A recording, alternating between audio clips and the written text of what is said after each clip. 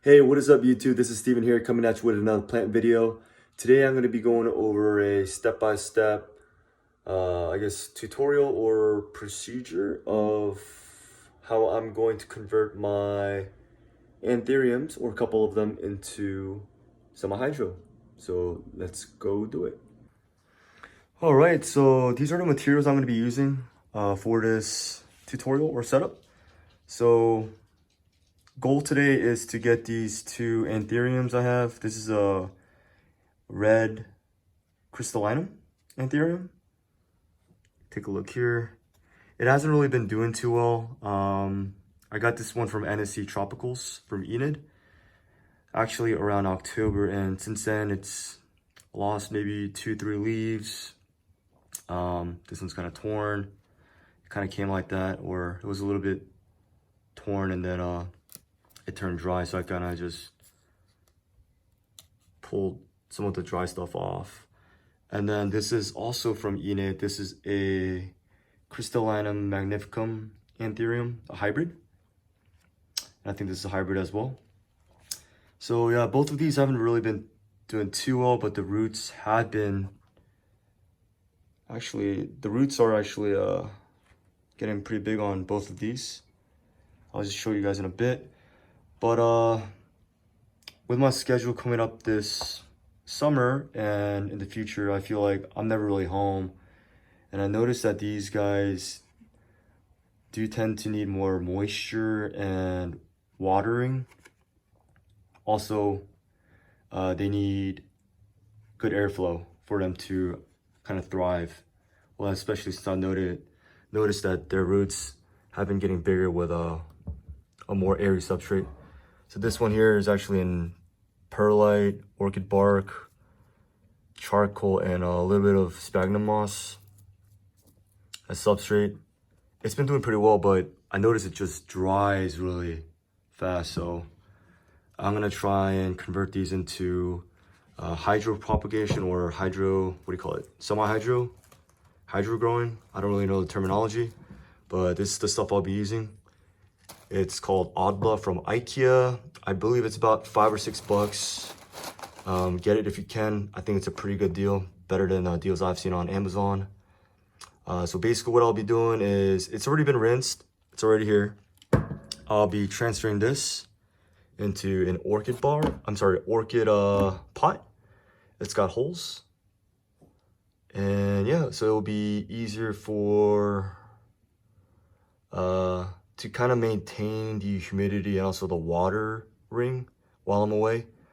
So that's why I'm gonna start doing this. I'll show you guys the setup, what I'll be using in a bit. But yeah, let's get to it. All right, so the first plant that I'm gonna be working on is the red crystallinum hybrid. So I'm gonna be reusing all of the materials that I used to plant this in the beginning. So all of the sphagnum moss I'll be putting back into containers for future usage.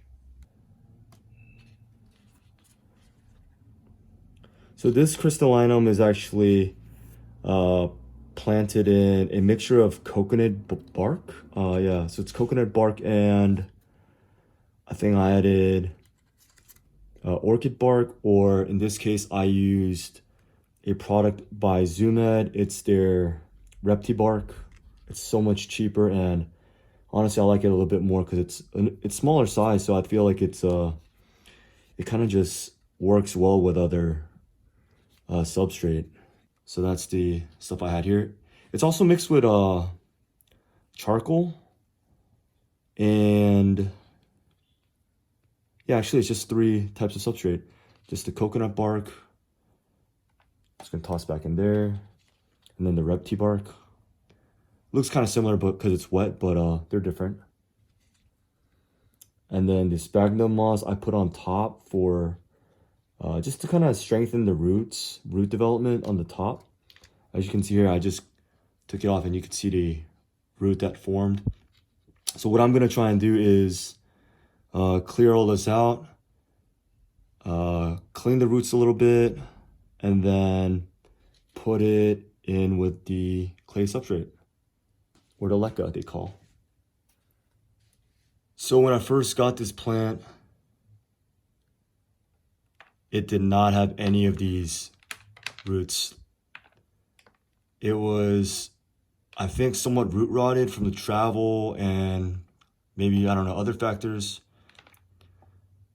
But yeah, this is a lot of good root growth. So I would highly recommend this Airy substrate that I've been using. The only reason why I'm changing it to leca is because, like I said, I needed an easier method to kind of keep these thriving without me watering these all the time. So I'm just trying to find an easier way to keep some of the harder to take care of plants, just easier maintenance while having them thrive. So I am taking a little gamble risk here, but I've seen some other people on Instagram have some great success planting these in leca, so I figured it's my turn to go.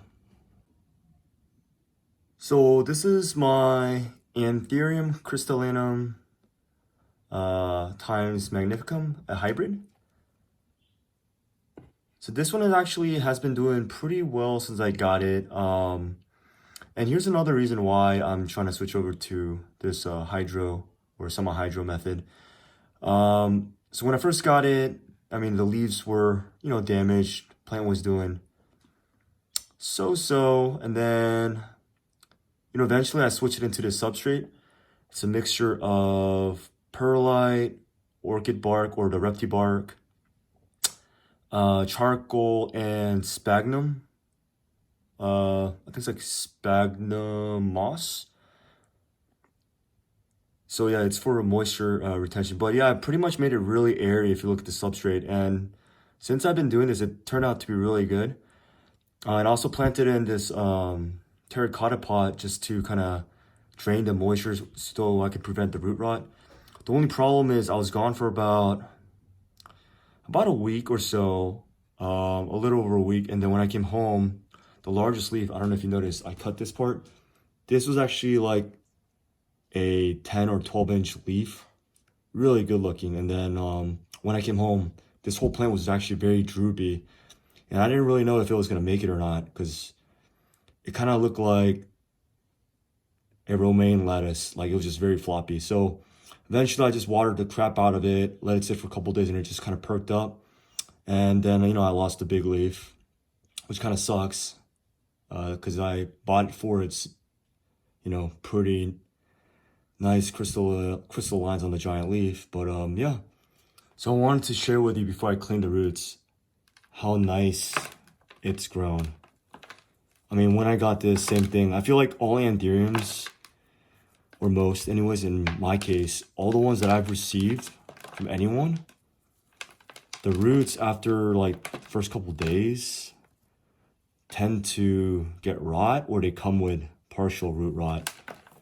So I feel like that's why Anthuriums are kind of hard to take care of, because it's like you need to keep them moist, but if you keep them too moist, they get root rot easily. And they usually come wrapped in sphagnum moss to kind of prevent it from drying out dead.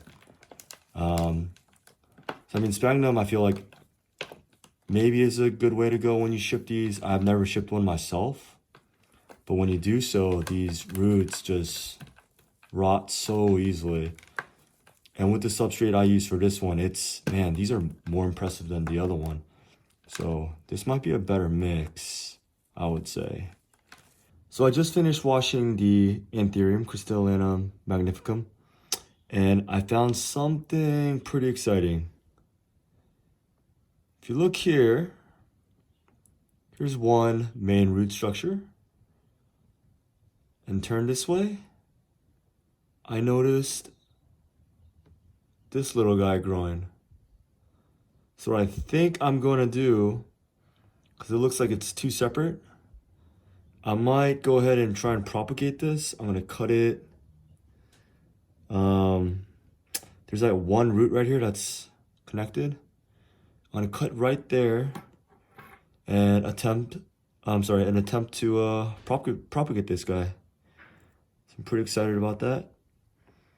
So I already looked, and it looks like if I cut right here, I should be able to separate them.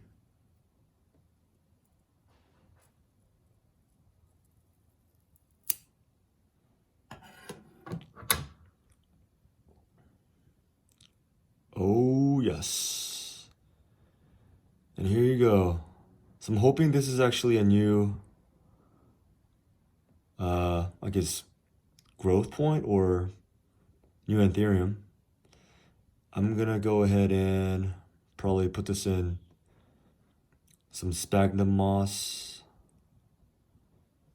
and see how it does.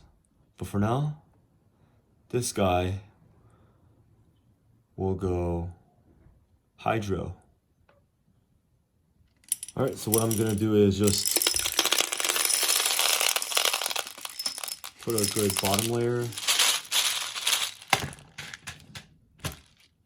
around this much, about an inch. And set this guy in. As so. And pour the rest of the stuff in.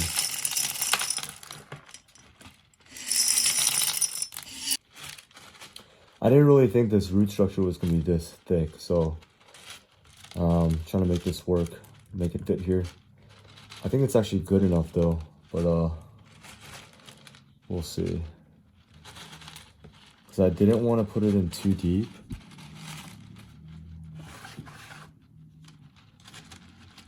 All right. I'm kind of like OCD, so I'm trying to make it centered too.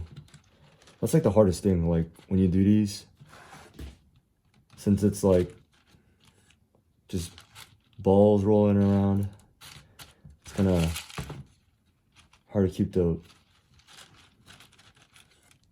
plant stay in place. Just gotta shake it back in. Still centered.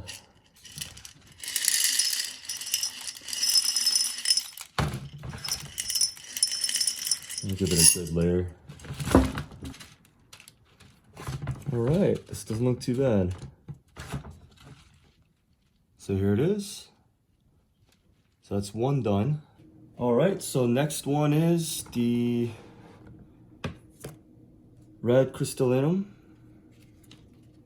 So again, I'm gonna put a good maybe 1 inch layer.